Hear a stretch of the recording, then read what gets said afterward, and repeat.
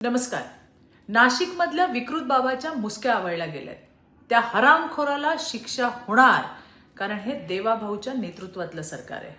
पण मला एक गोष्ट अतिशय अस्वस्थ करते आणि ती म्हणजे या भोंदूच्या विकृत कृत्याचे अश्लील व्हिडिओ व्हायरल होत आहेत. या पीडित महिला पुढे येत आहेत, प्रचंड धैर्य दाखवत अन्यायाविरुद्ध आवाज उठवत आहेत. पण त्यांचे चेहरे असलेले व्हिडिओ व्हायरल करणं म्हणजे त्यांच्यावर दुसऱ्यांदा अन्याय करणं नाही का होणार? अश्लील व्हिडिओ फॉरवर्ड करणं ही फक्त चूक नाही, तर तो गुन्हा आहे. आपले मुख्यमंत्री देवाभाऊंनी आधीच स्पष्ट इशारा दिलाय की हे अश्लील व्हिडिओ व्हायरल करणाऱ्यांवर कायद्याचा दणका बसणार आहे. कोणीही सुटणार नाही.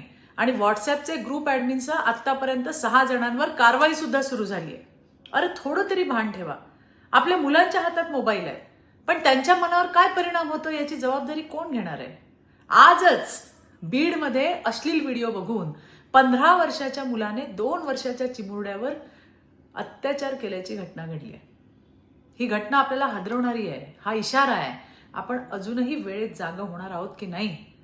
आज मी प्रत्येक नागरिकाला आवाहन करते, असे व्हिडिओ पाहूही नका आणि शेअरही करू नका. आणि जे कोणी करत असतील त्यांना थांबवा. याने या पीडित महिला आणि त्यांच्या कुटुंबांचं आयुष्य पणाला लागतंय.